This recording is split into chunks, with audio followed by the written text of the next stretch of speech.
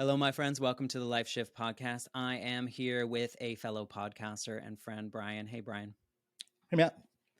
Thank you for being a part of this. I know we've been talking for a while about having you on the show, and for some reason, my emails never make them to you. So I'm glad we were able to make this happen. And I think your story is going to be a really interesting one for me. Selfishly, I think this will be a learning lesson for me. Okay. But I think there are other people out there that have gone through similar situations or are on the edge of going through, and maybe they happen to come across this podcast if they're allowed. So thank you for being a part of this and being willing to share your story. I know you do this on your podcast, which is called Strangers You Know, and you have some really deep conversations about deconstructing a lot of parts of life, right? Yeah. You want to tell us a little bit about that podcast, just so we have an idea?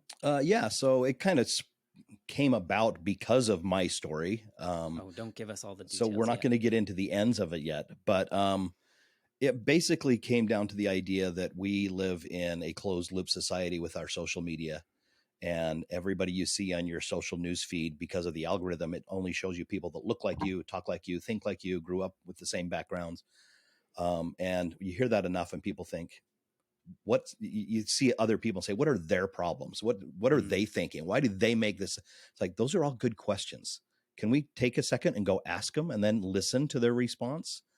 That's kind of what the Strangers You Know is. I like to introduce my listeners to people from all walks of life and just sit down and see the world through their eyes for a minute. And probably uncover that the human experience has a lot more commonalities than differences, For sure. I would imagine. Yeah. And, here on this show, the same feelings I get from having conversations with people, even though their experiences are quite different, there's a lot of common emotions, common feelings towards things and humanity in general. Yes. That I find is very refreshing, to your point of the closed loop society and the things that we are either forced to gravitate towards because of the algorithms, or things we naturally gravitate towards because we don't like to be uncomfortable in some cases, or some people don't like to be uncomfortable. So I think what you're doing, some of those conversations are really fascinating that you have with your guests. So thank you for putting that out. Oh yeah, no, I love it because it allows me to get outside my comfort zone, and people that already know what I know and think what I think. And I think one of the biggest benefits for me is once you meet one of these individuals. I interviewed a 31-year-old homeless man named Silence, and everybody has preconceived notions about homeless people, and they don't have many opportunities to sit down and talk with one. And once you hear Silence's story, you never look at another homeless person the same way again. You just have that more humanity, more like, wow, they are this close to my life. They were so very close. That could be me instead of that person. And what an amazing individual that person is. And it's like, why wouldn't they be? Just because their life is different, they have to be less than or worse or wrong. Yeah. I don't buy that. I would agree. Yeah. And you know what? I think in a lot of the conversations I have, we talk about how, I don't know who it was, but maybe like society has taught us to judge others in some way. And maybe it wasn't, maybe it was just something that has been passed down without intention. But I think that is a great example, that guest that you had, of just like, they're people too. They're in different circumstances that maybe we can't understand, but maybe if we sat down with the strangers we know, and have a conversation with them. Yeah.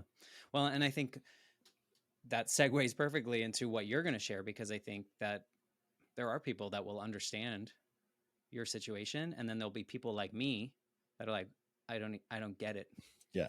I don't understand. So before we get to that very specific trigger, pivotal moment that really has changed the trajectory of your life, why don't you kind of set the scene or paint the picture of what your life was leading up to this moment? And you can go back as far as you need to really give us that good picture. Okay. Well, so I was born and raised in a suburb in Salt Lake City, Utah, surrounded by Mormons.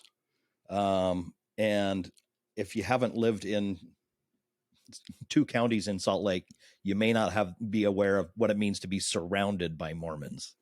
I'll try to give you a little bit of an idea of that. So I think all through elementary, I can't think of a single person that I went to school with, teacher or student, that wasn't LDS. Wow. Now, there might have been someone, but they were probably feeling out of it and never let that be known. They just kind of quietly slid by. But literally, every kid you played with on recess, anything you were doing on Sunday had to be church related because that's where all the kids were. They don't play sports on Sunday. Actually, church sports was even bigger than community sport, than city baseball or whatever. The church volleyball and church basketball was much, much bigger because everybody belonged to that same church, with the exception of my family, right? So I didn't I grew up pseudo in the church. My grandparents on both my mother and my father's side go generations and generations back to the beginning of the church. We had pioneers that walked across the United States pushing a hand cart. We had polygamy on both sides of the family. We had missionaries. My great-great-grandfather went on church missions, all the way back to the beginning. Wow. But not my parents. My mom was baptized. My grandfather was baptized on my dad's side, but he married a Catholic. And so he kind of like religion wasn't his thing. So he just kind of did everything Catholic. So my dad was never baptized. And so there were some of the few people that I knew in my family. We had a very close family. My family was one of the few people that I knew that drank coffee or alcohol or smoked. Almost you don't see that anywhere in the neighborhood. It's kind of crazy. You were the outliers. We were the outliers for sure. Did you feel that way? Not so much. Okay. But one of the things, and this comes back to play later, is I met a lot of members in the church think drinking coffee is terrible. I mean, it's one of the worst things you can do, next to, murder and rape and, there are a lot of other things you can do that are worse than drinking coffee. Right. But they're all the same: drinking coffee, alcohol, smoking, not going to church on Sunday, not paying your tithing, not dressing appropriately. Not all of this is the worst thing you can do. And the people that I knew that were doing it, my family members, they're good people. Both sets of grandparents, my aunts and my uncles that weren't in the church, and they're just wonderful people. They drink coffee. On occasion, they drink alcohol. And I had a few that smoked once in a while. And I didn't think much of it at the time. I just kind of, they're good people regardless. That, like I said, that comes back later. But I didn't really believe in the church. I went to church because that's where my friends were on Sunday. Flash forward a couple of years when I graduate. I go off to college. I join a fraternity. I'm drinking some alcohol. I'm enjoying life a little bit, tangentially related to the church. But growing up, the leaders would always say, they'd always check, are you thinking of going on a mission? And I'm like, yes. In the back of my head, finish the sentence. I'm thinking there is no way you're going to convince me to give 2 years of my life to go on a mission. But I just cut it off at yes. So no plans of doing that. That wasn't me. All my friends went. And I wrote, at the time they were allowed to write one letter home a week. And on one day a week, they could write letters. And a lot of them wrote to me. And that had an effect. I was dating a lady that became my wife. She kind of wanted to marry a return missionary. It was kind of a big thing for her. She didn't really push. She says now she dragged me into the church. I'm not sure that was entirely the case, but whatever reason, I'm living in the fraternity. I've got my bedroom is the size of a shoebox. And for some reason at this time, my scriptures were there that my mom gave me when I was a sophomore. I'd moved several times. I have no idea why I had my scriptures there. I started to read them. Can't remember why. Stopped drinking. Someone handed me a drink and I said, yeah, I don't drink anymore. They're like, since when? And I'm like, since when? I didn't realize that. So I get this idea that I'm going to go on a mission. And all my friends are coming home. And I turn, because you usually go, the men usually go out at 19. And I turned 21, my last Saturday in the United States, in the Mission Training Center in Provo, before I went on my 2-year mission to Japan. Wow. And Do you think that those letters were also, did you feel that those letters that were coming to you were targeted to you to get you to try or want to go on a mission? I don't think there was any of that. I think they were saying how No? great it was for them and Okay. the lives that they're influencing. I don't think that's, and they were friends. They were just friends telling me about their life, and they were excited. I mean, I had a friend that lived in Guatemala. He lived in the jungles of Guatemala. That was totally his mission. Indiana Jones stuff, machete on his hip, scriptures on the other one. You know, it's that The kind of reason I sounded neat. ask is that the skeptic in me of just organized religion in general, my thought goes to, Yeah. they were asked to send you the letters to convince you to go, and then your girlfriend, now wife, was also coming from this end, and so you were like, oh, gotta go, I've been pressured into it. But Yeah. doesn't You sound know, like it was the case. I didn't feel pressured into it. I feel like I stepped into it. Even with my Okay. wife and my friends, I feel like this is something I started studying church history. It started to make sense to me. It was the first time I ever really studied. I went to church and primary and Sunday school and young Right. men's and all that, but it really started to make sense. And I'm like, no, this is it. This is really, and everybody that I was surrounded by that were good, everybody that I was surrounded by, they were all members of the church, even the people in the fraternity. The people that I was drawn to members of the fraternity that came from outside of the state, or they weren't members of the church, the things that I was drawn to about them were very Mormon-esque. In what way? Very high sense of values. They weren't partiers. They had a strong sense of community. And for some reason in my brain, that all resonated, that's kind of what the church is about. That's what people in the church have that. And there are people outside the church that have that, but there's always this like little resonating sound that like, they'd be better if they were members. If all they need to do is be baptized and they'd be the most wonderful person. And I'm thinking, why would they have to be baptized to do that? They're already amazing people. Can't that just be enough? Yeah. Do you think that like just a byproduct of consistently going to church with your friends as part of that was just kind of like drip, drip? Yes. Like it puts that idea in your head that's the only way. Yes. I mean, even though you see it, the only way to get to that level is being baptized in the church and following all the rules. There you go. The second part, following all the rules. You don't just get baptized and say salvation, hallelujah. You have to do all of the things. And there are so many things. Everyone needs to marry a return missionary. Everyone has to get married in the temple. Everyone has to, all of these things. You can't drink coffee. You must read your scriptures daily, personal and companion and family scripture study. And all these good examples that you're shown all came inside the church. And all these bad examples people point out, they are outside the church, or they have left the church. They used to be here, but now they're struggling with addiction. You don't hear about the people that are inside the church that are struggling with addiction. You don't hear about the people that are outside the church that have never been addicted. It's always the messages you get support the belief system and the structure. And so I went to Japan for 2 years and was converting very few people. There, not a lot of interest in Christianity, certainly not Mormonism.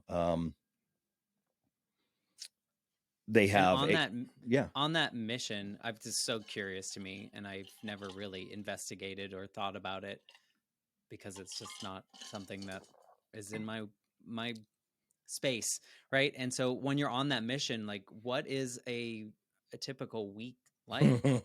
Like, or what are you assigned to do for a week? Yeah, so you do a lot of finding, knocking on doors, hanging out in the parks, talking with people wherever, just starting up whatever conversations, visiting some members, asking if they know anybody that are interested in taking the discussions. We taught free English classes at the church.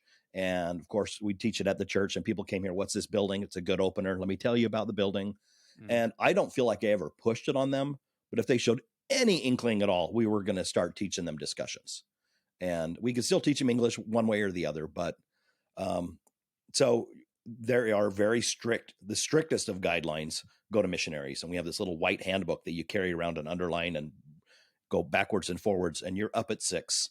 It tells you every minute of the day what you're doing until you go back to bed at 10:30. How much study time, what you're studying. They give you the manuals. They tell you what time you leave the apartment. They tell you you have all these rules, and it's like a soldier, right? There's not like, well, you just join the army and then just kind of go do things. Yeah. No, you're here. You do it all the time. We transfer you. You're always with the companion. You write home once a week. Yeah. Was any part of you, were you all in? Were I you was like all 100% like, oh, yeah. this makes sense to me. I should definitely should follow this. Yes. Because was that drive because you knew that was the only way that you were going to end up where everyone promises you end up? Oh yeah, the celestial kingdom. Religion? Absolutely. Okay. Yeah, so there are like, 3 degrees of glory, and you can't. No, there's no shortcuts. And the Japanese have a saying that says there are many ways to the top of Mount Fuji. And I used to say, no. There's one God, there's one heaven, there's one path to get there. I don't believe that anymore, but everybody has their own path. That idea just seems so hokey. Right. It's like, oh, that's so flimsy. That's just, oh, we can just do whatever we want and nothing really matters. Just be a good person and everything will be fine. No, there's a path. There's a destination. Yeah. They'll show you every step you take to get there. And as a missionary, is your role, did you have like a quota? I mean, that's a silly question, but were you required set goals? We were asked to set goals. And it's very much, there's a reason why all of the multi-level marketing companies are based in Utah. That it's multi-level marketing for Mormons. Okay. You come back and change it to Sensi or to whatever else you've got. Whatever, they're all right there in Mormon Central. That's all of the multi-level marketing. You got to build your downline, right? Got to get baptisms. How do you get that? You teach lessons. How do you teach lessons? You find people. How many people are we going to find this week? How many lessons are we going to teach this week? How many baptisms are we going to have? And you just kind of set that based. And we didn't have a lot of baptisms in Japan, but it's all very sales based. And there's the path. There's the process. Lesson 1, you start with lesson 1 and it's taught a certain way, and lesson 2 and it's a certain way. And you were all in. I was all in. I mean, so consider it. I left the middle of my fraternity, right, halfway through my college. All of my friends at the fraternity, they don't know what to think of me all of a sudden. Now all of a sudden I'm Mormon. You were just kind of like a pseudo Mormon. I wasn't at all. Point, I mean, there were some people at the fraternity that were shocked when they found out that I was going on a mission, because I didn't know you were I didn't know you were LDS. Yeah, surprise. Turns out I am. Is that I don't know. This is going to sound really ignorant. No. But is because there's a lineage of fundamentalist Mormons in your family, is there like a legacy that you like you're like automatically in? No. As a Mormon? Or you can. So most Mormons are baptized at the age of 8 is when they choose to get baptized. What are you choosing at the age of 8? What your favorite candy is? Exactly. And when you get baptized, you get candy. So you go along and you're baptized. And so we'll come back to that. I'll have to make a note on that. So we'll come back.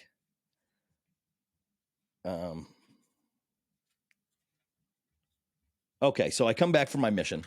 Yeah. And we can talk about that whenever you want, by the way. 2 years left. All of my family, we get 2 phone calls a year, one on Christmas and one on Mother's Day. Those are the only time you can call home. Everything else is letters 1 day a week. And that 1 day is also when you do all of your shopping, all of your laundry, all of your anything, your bike maintenance, whatever. It's done on those 8 hours, 6 hours really on your P day. And the rest of the time you are out either studying or teaching, or it's a lot of work. Wow. Yeah. It's a lot of work. Do you get paid? Nothing. You pay your own way. You save up money so you can buy your flight over. And so again, to Japan. Yeah. Which is one of the most expensive missions in the world at the time. And I had a unique experience because of that, because it was so expensive. Japan is one of the few missions that has 4 missionaries in the apartment. most of the places you go around the world, there are two, and you're with your companion 24/7 for up to 3-6 months. If you don't like that person, you I saw literally have that in the no musical. one else to talk to. You're living in the jungles with that guy for Yeah. 3 months, and you don't. So Anyway, so yeah, that's some dedication, right? I mean, that's yeah, just, it is. it's crazy. It's interesting that you either, I could understand if you didn't get paid, but if they paid your way, that would make more sense to me, or No. some kind of incentive to do it. But I guess if what you're sold as the end goal is where you're going to end up when everything is done, Yeah. here on earth, I guess that is, you're paying to get into that. Yeah. So you did that for 2 years and you came back and transferred down to BYU. So doubled down. And so that kind of becomes the theme for the next several years, is I just kept getting further and further. And there were times where we were a little less active, where we went to like half the meetings on Sunday. We didn't like ever miss like 2 Sundays in a row. That's just crazy thinking. Came home. You felt like a rebel. Oh yeah. That half. Yeah. That was just dirty, just less than human. And so my wife at the same time, because I went later, at that time, women went on their missions when they were 21, and they only stayed out for 18 months. So she went on a mission to Germany while I was in Japan. I got home in August. She got home in September. We were married in January, which is probably the best decision I've ever made. Still really young, still really fast. We dated long enough when we got home to realize we're the same person. Because, people change in 2 years when you haven't talked with them. Right. And you're off saving people. You're off saving people. Yeah. And so we got married, both went to BYU. A couple years later, we started having kids like we're supposed to. Oh, so we were married in the temple, which means my parents couldn't go to my wedding because they're not allowed in the temple. They're not card carrying. Right. And so my sisters and my brother, they couldn't go. So half the family stays outside, which is a real shitty thing to do. Can they stay? They just stay outside on the steps? Or are they allowed on the property? There's a little waiting room indoors, but then you take the celebration outside and whatever. But yeah, so it kind of became my family, my identity. We moved out of state to go back to grad school. And nice thing about it is everywhere you move, you can meet the Mormons. They're all right there. You find your new ward. You have immediate friends and connections to the community. They can show you where to shop and all of the good stuff. So that's kind of a nice connection anywhere around the world, whether you're visiting or whatever. You move in, the first Sunday, you have family. Yeah. You find your closed loop. You find your closed loop. Exactly. Get you right back into that. Exactly. So I went to grad school, went to Orlando, worked down there for a little bit, but the church kind of becomes your identity. While we're outside of the state, it certainly became our family. And we're as close family can be. Everybody knew everybody's birthday. We got together 3 or 4 times a week for all kinds of social reasons, all day long on Sundays.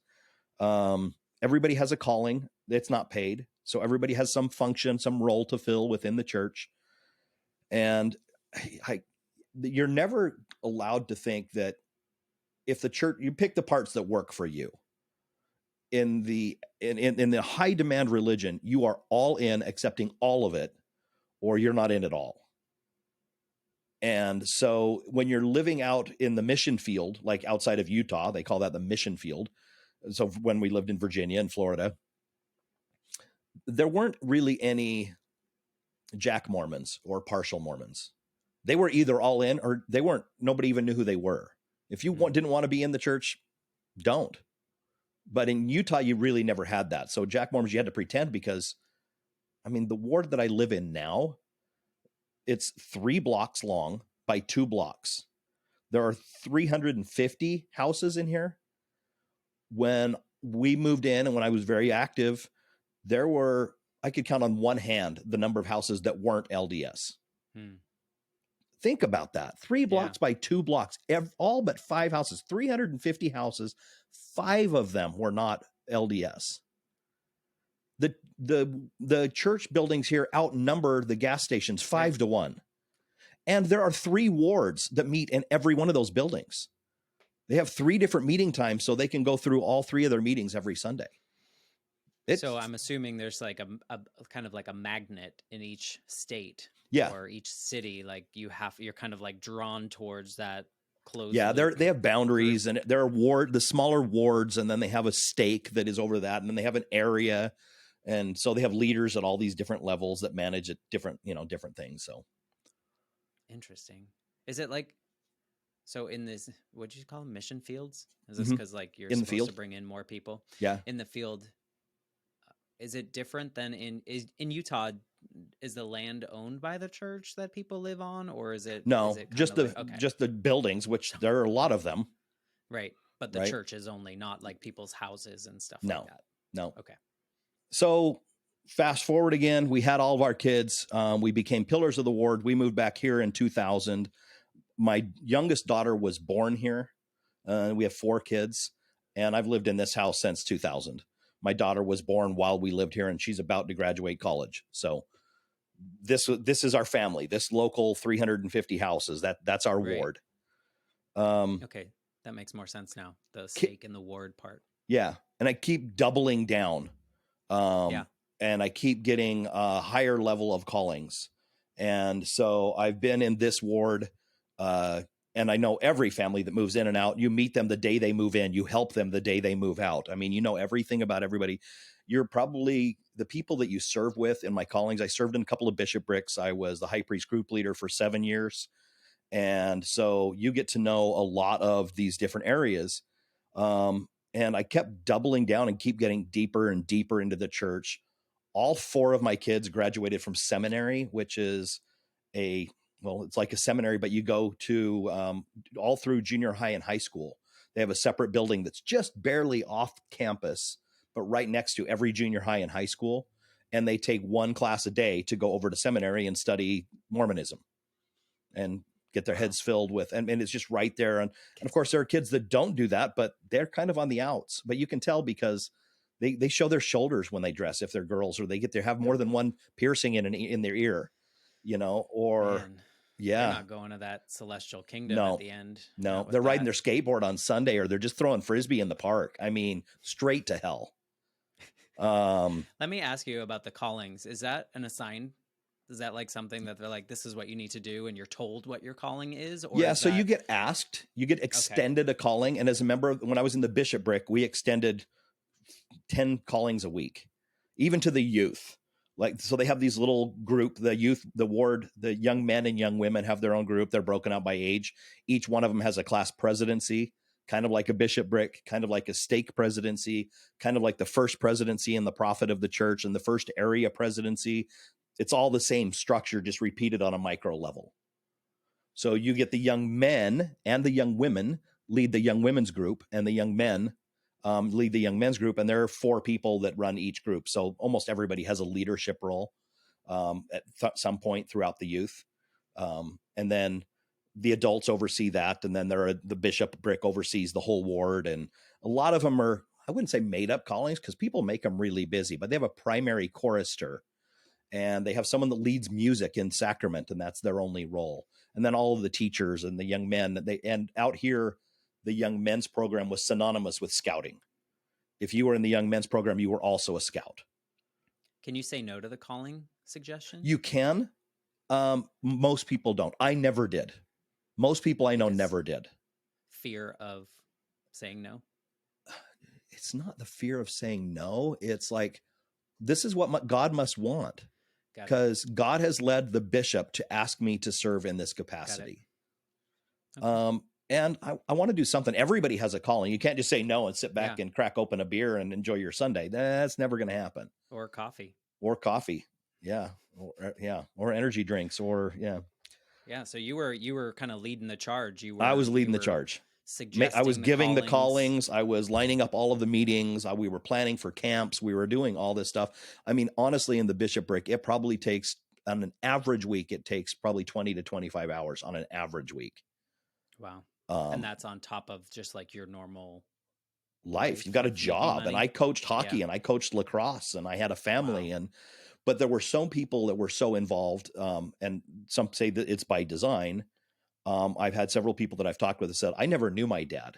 My dad belonged to the church. Mm. He was the bishop. He was the stake president. He was everybody else's dad. I never saw him. I never had a relationship with my dad the whole time growing up, because he was a good, stalwart Mormon, fulfilling his callings and doing a lot of good and wonderful people. But his own daughter feels like I never even knew him. Right. He was that busy. Yeah. So you don't have friends outside of that. Right. You don't get to spend time with your family. All your time is here. This is everything. It's by design. So now we're kind of getting to my shift. Yeah, let's get you there. So I'm in this bishopric and I'm serving. It's probably my 10th straight year in a very visible leadership position. And when I look back on it, people say, well, when did it start for you? I look back on it and see instances of it 3 years before, or even more, even before I was in my last bishopric, when I was a high priest group leader. This thing started to bother me. So you've got the first 2 commandments, which is love God and love your neighbor. I totally buy into the love your neighbor. I'm not sure why we have a commandment that we have to love God. Does he need us to love him? Is us being a good person our way of showing love to God? I never quite could figure out the first one. But 2 is love your neighbor. I'm all down with that. Mm-hmm.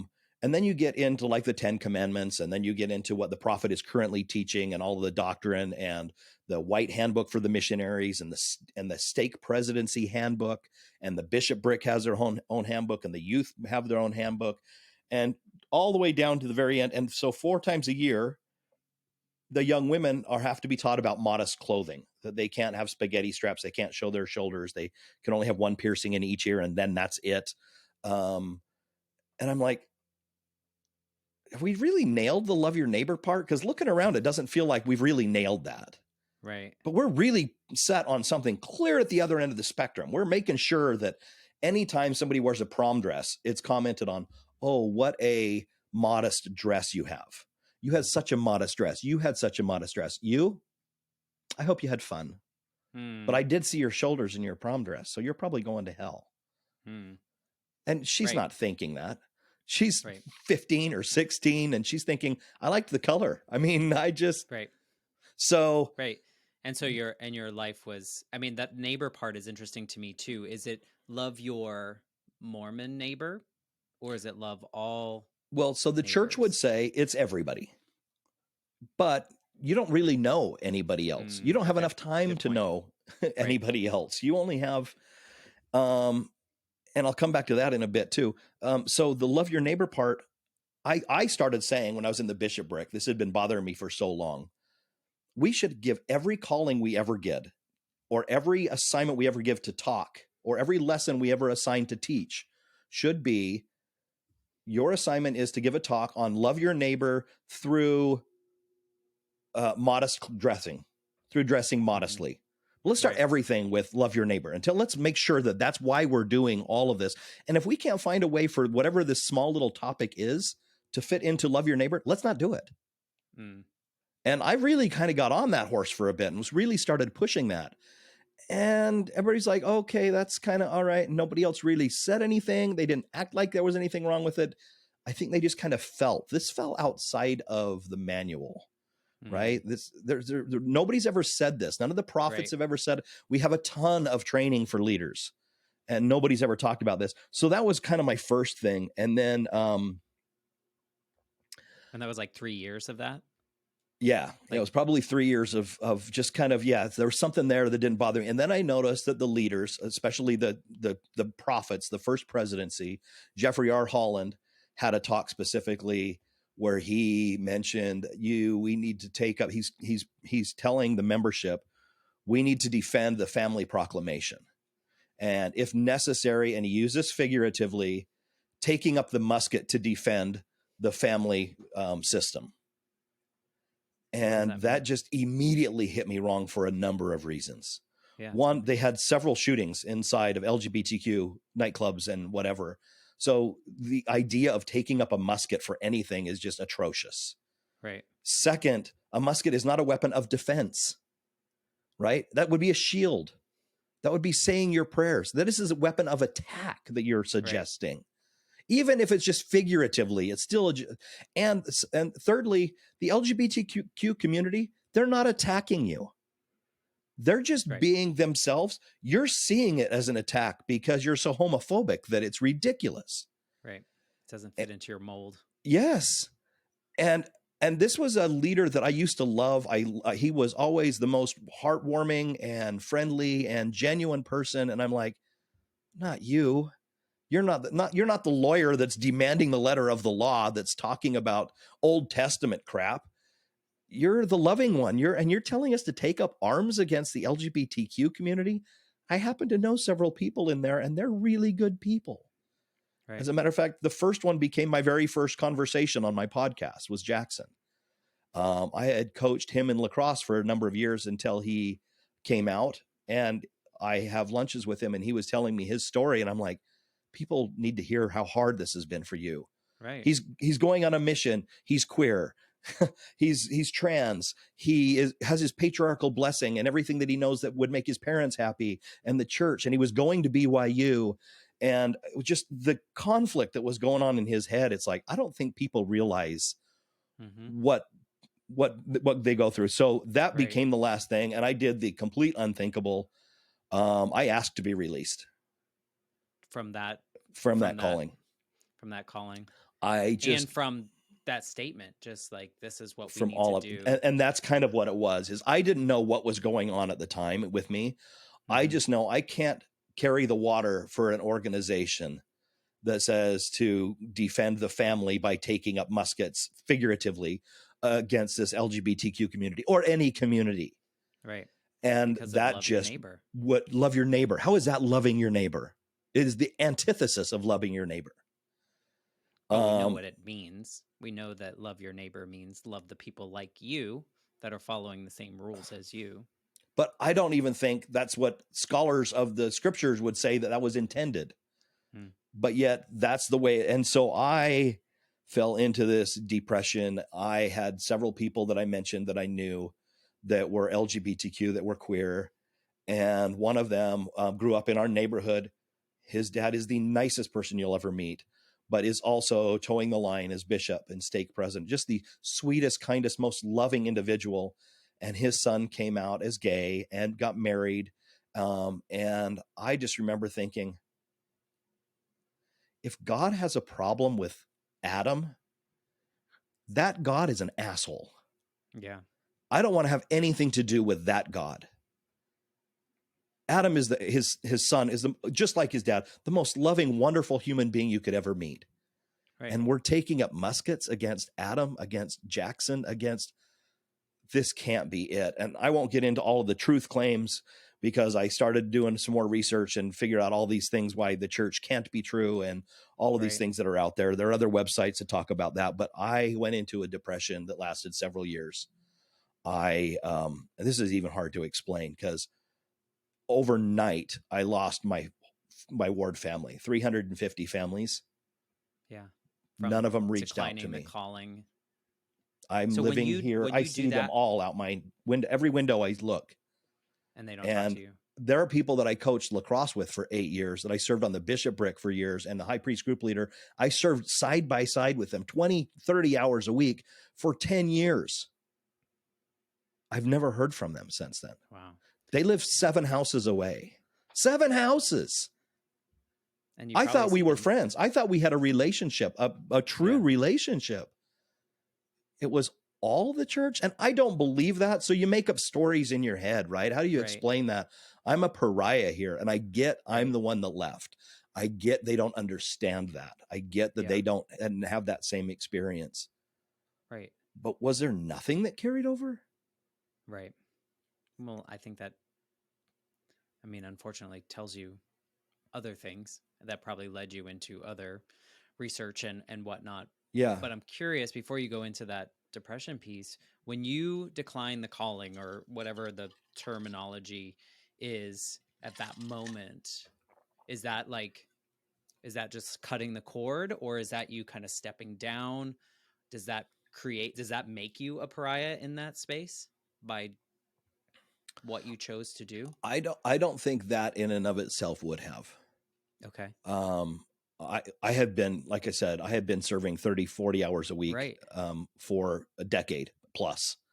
and coaching, which is another 30 hours a week, and my job and my family. And I think people would have understood that. But I also no longer felt comfortable going to the church. And I started to hear little daggers of releases from the prophet, talks that were given across the pulpit, little things friends would say on social media would just really just hit me so hard. And they just became such triggers. And I'm like, I had no intention of walking away from the church. I just said, I can't do this anymore right now. I can't sit here and be expected to meet with a young man or young woman or grown adult and have them tell me that they have, that they may be queer, knowing that my role is to follow the handbook that says, well, you need to pray. You need to study your scriptures. I'm like, that is not what they need. They need someone to say, I love you. Right. What can I do to help? And they're not going to get that here. Right. And me staying here is a sign of who I am to them. And I don't want to be that person. And then it also hit me, how many times in the past decades have I been that person and not even realized it? And that hurt. How many times when someone came to me who just needed some help and wanted someone to listen and accept them for who they are and love them as their neighbor, and I gave them some bullshit statement about accepting a calling or studying their scriptures or being more diligent in this, that, or the other. And I'm like, that started to weigh on me more than anything. And then the truth claims came in. And so, but that wasn't really it for me. The biggest problem became, I didn't know who I was. So several times on your show, I've heard people talk about they've lost their identity. That's how they defined who they are.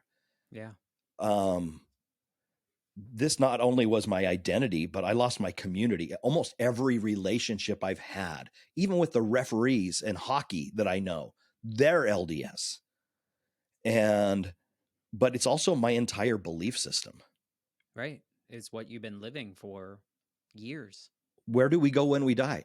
I can't say that I know anymore. Right. And I almost threw out God before I threw out the Mormon Church, because I started to think, if God has a problem with these individuals, I don't want to have anything to do with that God. And if eternity means spending time with God, I don't want to be there.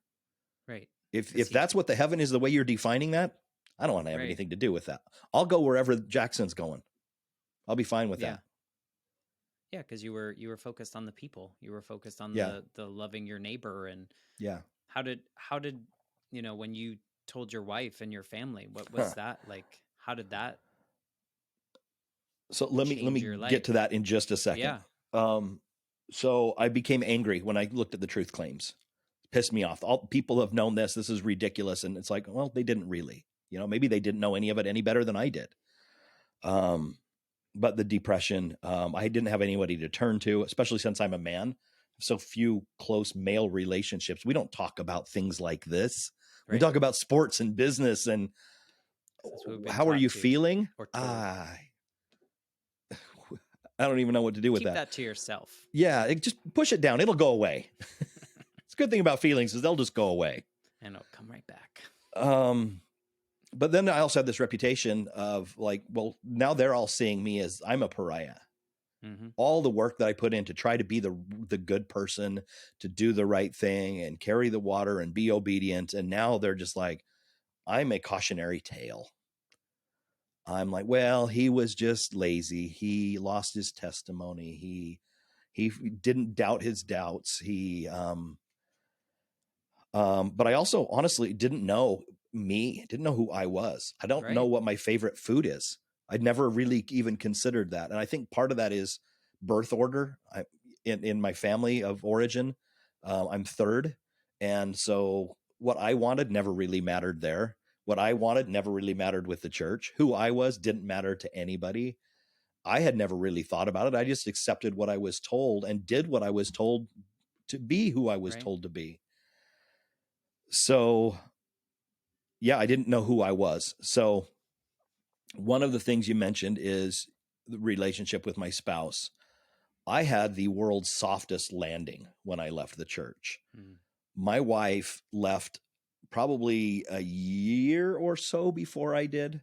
Okay. Didn't officially leave, She just but checked out she mentally. had some concerns. My son, my oldest child, who's my only boy, he served a mission in Africa, and he had already left the church when he came back. He struggled with that for a long time. He does not like what he did in Africa. He doesn't mind being there and helping people, but he does not like the proselyting part of it. And that became a bothersome with him. And he had a lot of triggers earlier on than I did. My daughter was married in the temple. And we were all present. And even my son went at the time. My next daughter told us when she was 18, I'm not going back to church anymore. I'm an adult. I don't want to do that. But we've known that since she was 12. So she's like, I'll do it because you're really good people and you want me to, and I'm your daughter. I mean, she's amazing that she just, okay. Yeah. We knew from her young age, she didn't buy any of this.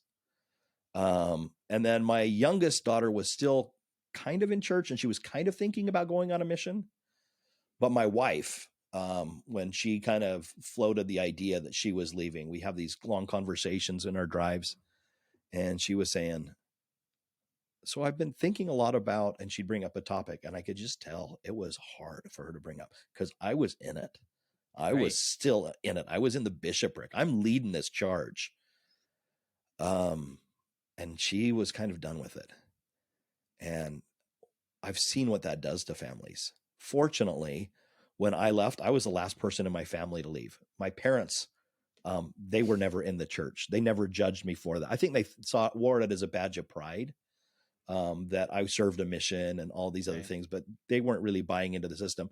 But I know family who's half of them left, one spouse, a couple of the kids, none of the parents. So they are ostracized in their own family. Yeah. I didn't have that. I mean, what if you can't have conversations with your own children? I had somebody that I was talking to that says, I didn't realize that when you left the church keeps your family. Yeah. And I'm like, sense. that's just heartbreaking. Yeah, after being told that that's the most important thing. Family is the most, we're going to defend it with muskets when we need to. Yeah. Protect that family. Yeah. But yeah, you can't be with your family now. Yeah. Yes.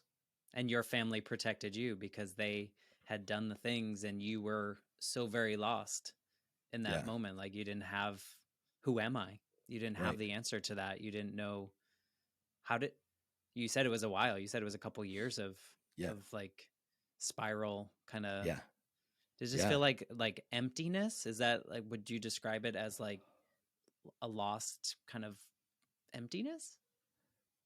Yeah. I feel like I had done my whole life building this beautiful garden and with these beautiful walls and plants and colors, and just, it was gorgeous year round. And all of a sudden I'm in a vacuum, not a sound, not a smell, not a sight, nothing. And part of me is like, well, who are you? And that would be the only thing that echoed. How do you say you don't know? How are you 50 years old and you don't know who the hell you are? Right. But did you have the logical part of your mind that kind of takes over and is like, well, you were following all these rules. They were defining who you were. And like, but then your emotional center was very much kind of like, what do I do now?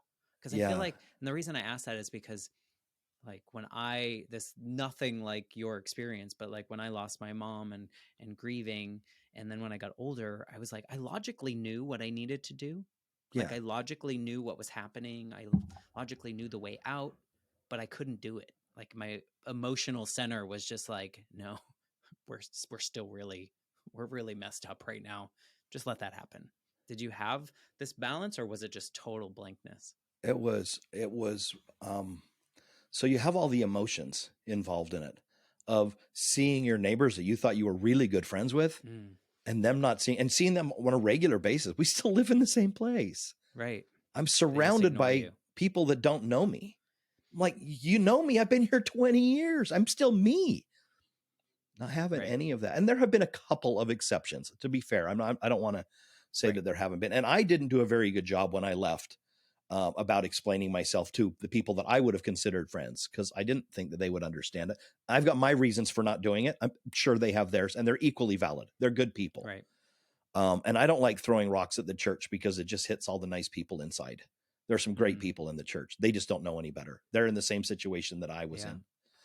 in. But the intellectual side as well. I mean, there's no God. I mean, imagine tomorrow, Matt, you woke up and you knew for sure there was a God. I need to see proof here. Okay, so you did. He visits you. You know for a fact. Yeah. How does that going to affect your life from that point on? I would be lost. I don't know. I Yeah, don't know you'd how I have would to do it. Yeah. you'd have to reconfigure every thought, relationship, your favorite movie that swears, that takes the name of the Lord in vain, that all this stuff that you're like, okay, whatever, I can see how that's offensive, but it doesn't bother me. Whatever. Now it needs to. I mean, it's all become so part of the religious deconstruction. And I have these deeper conversations with people that have had religious deconstruction, deconstructs everything. Because they're just like, well, if we're going to rip shit apart, let's take it all down to the bones, right? They deconstruct everything, but you have to decide what you smash it all to pieces, and then you pick up each piece and you have to look at it again and say, what's this love your neighbor thing? Yeah. I kind of still feel like that resonates with me. But I just don't like the way, and I hear a song that is a famous primary song or something that I've been singing for decades, such a huge trigger. It's just about loving your neighbor. Is it? Or is it indoctrination that we're giving to 3-year-olds? Right. I don't know what to do with this piece. Is that who I am? What? And it just takes a long time, lots of anger, and a lot of people that leave the church for a long time consider themselves post-Mormon or ex-Mormon or whatever. But I've also learned that you have to deconstruct being LDS or religious, and then you have to deconstruct being ex-religious. Don't just let what you're not define you anymore. You've got to get past that part, right? So I'm not ex-Mormon anymore. That's not who I am. Who am I? Right. It's taken a while, and I've found some wonderful new friends and connections. I feel like I'm a better human being, even a better Christian, although I don't believe in that, than I've ever been. The work that I'm doing, I work with refugees, I work with the homeless, I work with troubled teens. And what's been so eye-opening to me is the LDS Church, which is huge around here and has more money than any other organization on the planet. They do nothing to help those people. I mentioned Silence. I met him. He lives on the streets, or he did. He doesn't anymore. And was addicted. And the church, all this, I asked him, what's made the difference for you to be able to turn around and do all this stuff? And he gave me 5 or 6 things that has helped him so much in his life that he's been able to get back on track. Not one of them had anything to do with the LDS Church. Right. They do not help the homeless. They don't open their church doors when it's freezing outside. All the other churches do. All the other churches have ways of really getting involved with these individuals. The LDS Church sends people on missions and collects tithings and makes big donations, big splashes, but it's less than 1/10% of what their holdings are. And free labor with the colonies. So much free labor. Yeah. And if they actually decided they wanted to end homeless in America, it'd be done tomorrow. It would be done. Yeah. And as it is, they're not giving them a single meal. It sounds like you've kind of gravitated to helping the people that were not served by that. Yes. And that don't help excluded. the organization that says that they're doing it. Just go to them. Yeah. Ask them, what do you need? How can I help? Because, and I would imagine, does a lot of that stem from that empty period in which you were trying to search of like who you were and how can you, is there a part of you that thinks, how can I like mend this? Not mend it, but how can I make up for this? No, I think part of it was, I mean, I'm still looking at mending relationships with people that are here. I don't know how to do that. I've been very tentative. They've been very tentative. I don't want to do it wrong. I hope it happens, but this has been several years. that Yeah. I've been clearly out and adjusted, and still nothing has happened. I haven't reached out. They haven't reached out. But I think the I thing mean, with, in your own sense. Like, yeah, how do I no, make up for going down this road? Is there a part of you that thinks that? I've always, my core value is love. I The can see love your that. neighbor part, It's I'm all about it's that. very clear. And when I served in the bishopric, I could walk into any house at any time and say, hey, I hear you're struggling. What can we do to help you? And all of a sudden I didn't even talk with those people anymore. Yeah. I still did some coaching a little bit. But it's like, but how do I help people? I thought that's what I was doing. And I really wasn't. Looking at none of that got through to people that mattered is Yeah. heartbreaking. So it's taken a while. And a lot of the thinking is, what do you like to do? What are you good at? How can you help people the most? What if we made that a full-time position? What if we figured out a way to do that? And I'm not getting paid for all of that. I do some teaching, basically what I do right now. And I'm fortunately in a situation where I can do that and I have that time. But I think it was just me saying, I need that human connection. Yeah. Um, That you and I've had, become a but huge I didn't realize I was a huge feminist. yeah. I'm huge LGBTQ advocate. I'm huge with the immigration and new Americans and refugee reforms. And so I've been getting involved in a lot of really neat things with a lot of really neat people. Yeah. And turns out that I kind of felt like I was doing that all along, but that wasn't what it was at all. I was literally carrying the water for this organization that is poisoning everybody, every drop. But you were still a good human, and so now you have this opportunity to be a good human on your own terms. Yes. On the terms that you create for the world and for you and the people around you. Yeah. It's not necessarily that you're a feminist or you're just a pro-human. Like you want you want people to have a good life and you want to help them if you can. Right. And you've learned a lot in this kind of tragic experience, right? Like you did a lot of good, I'm sure, in those years that you were with the church. Sure, you were carrying the water. Sure, it was, that was just part of the role you were playing. But I don't doubt that you didn't do good work, So there's that piece that kind of just stayed along, and then you were able to uncover it and use it in a positive way, or at least that's how I see it. Yeah. Because the way you talk about helping these other people and the people that are not in the closed loop, that are not in this space that's familiar with everyone else. I mean, it just shows the type of human that you are and probably always were, because that love thy neighbor was still, sitting in there. But there's part of me that gave all that attribution to the fact that I was Mormon. Yeah. Well, it's like, no, that's who you were. But that was dripped into your water since you were a child. Yes, absolutely. And so, that it's not like a fault of you if that's all you knew, and that's really, sure, you saw other things, but you were always brought back to like, no, don't do those other things because XYZ. See, this is how you're going to get there. Yeah. So, I mean, you're not the only person that's ever been a part of something like that, No. And so, and as difficult as it is, it's a really interesting gift to find out that I was so phenomenally wrong about something that was so important to my core that I would just smash it into pieces and then decide how I wanted to build it myself. And I think that's been very difficult, but it's also been a really beautiful journey. Yeah, it's like that I wouldn't wish on anybody. One of the hardest things that anyone can do is to shatter everything you ever knew and believed and followed through with. What would you say is the biggest difference between that version of you and this version of you, and what's the most similar?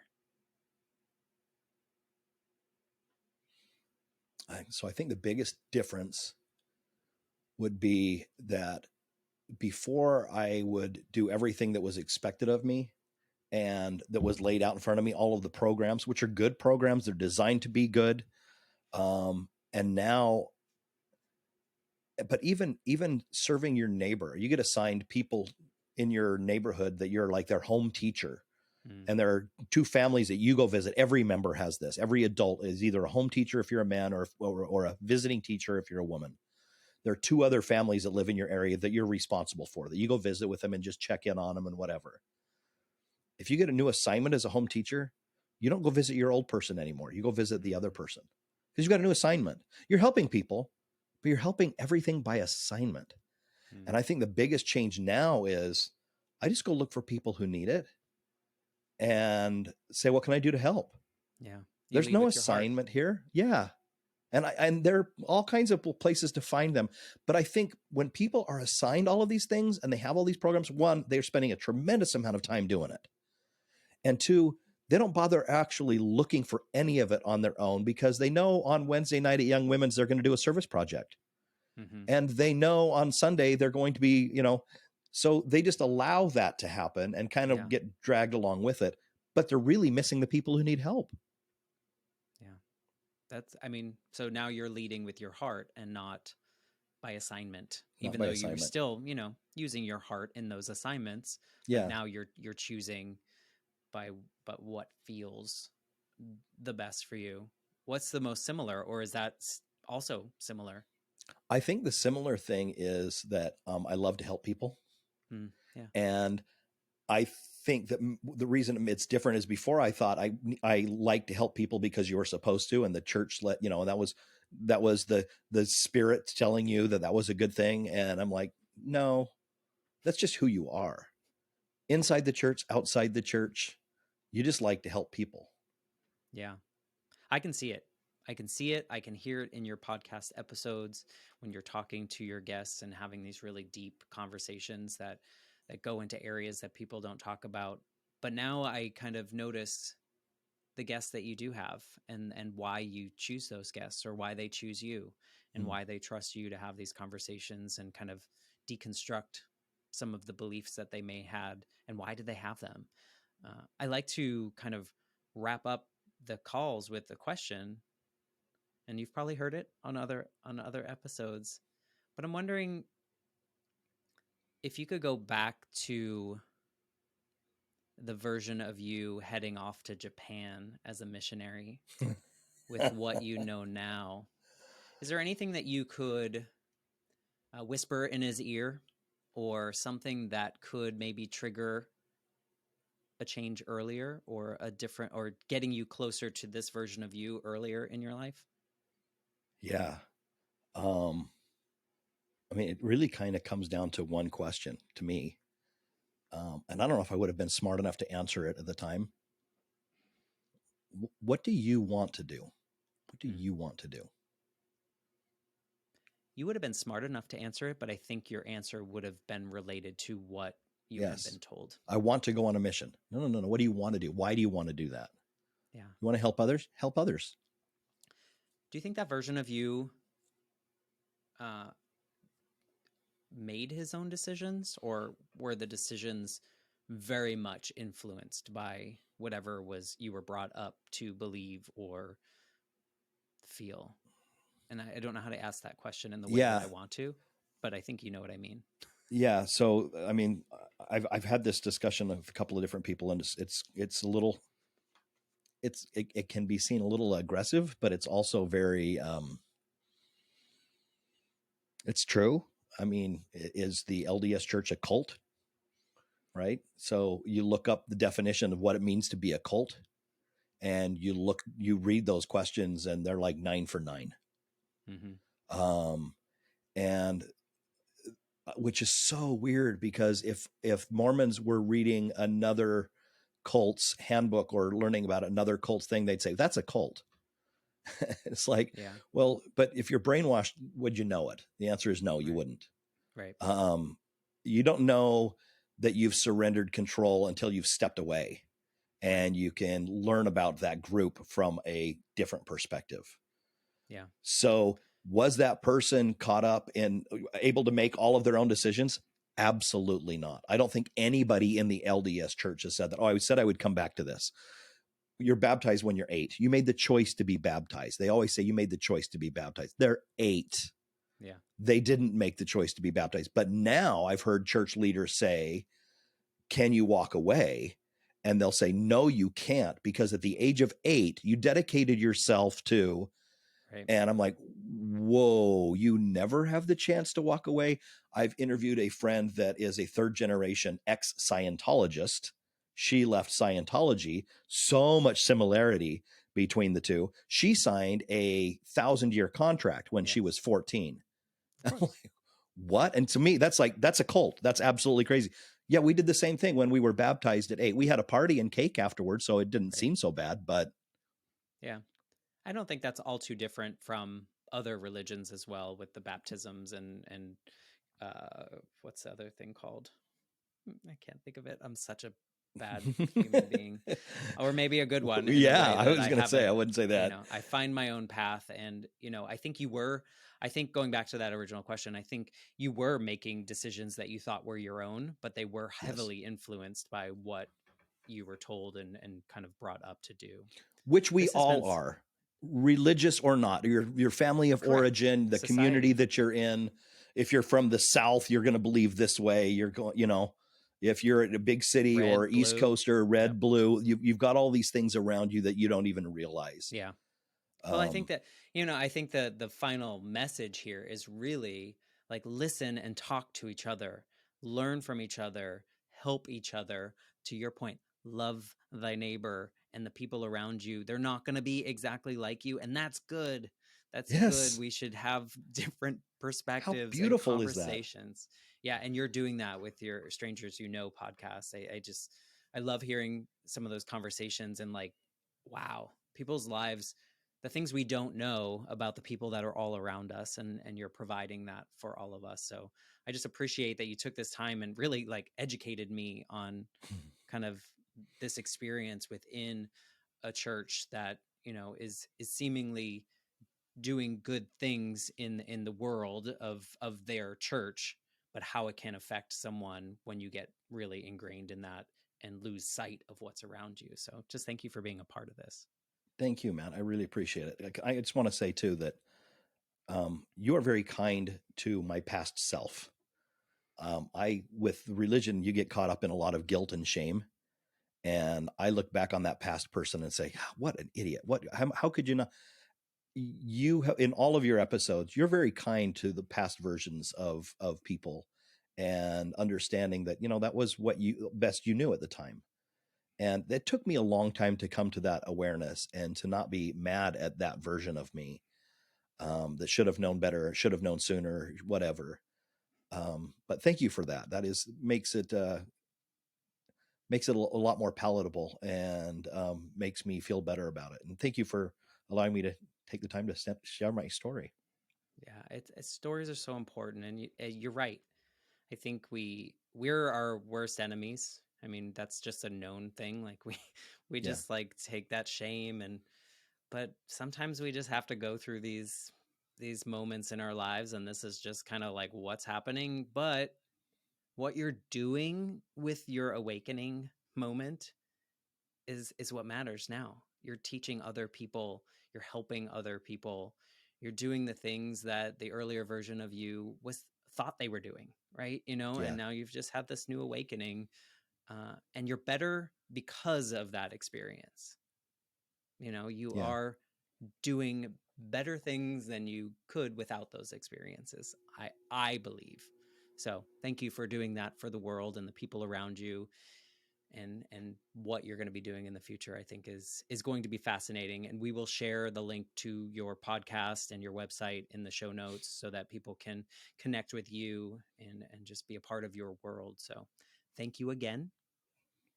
Thank you. I would love. I know my listeners. We have fairly similar um, goals in our podcast, which is kind of what drew me to you in the first place. So, um, thank you for doing what you're doing as well. I love hearing the stories and hearing how people take these life shifts and move forward with their lives and get the most out of what they've been and what they've experienced and move forward with the best of it. So, thank you.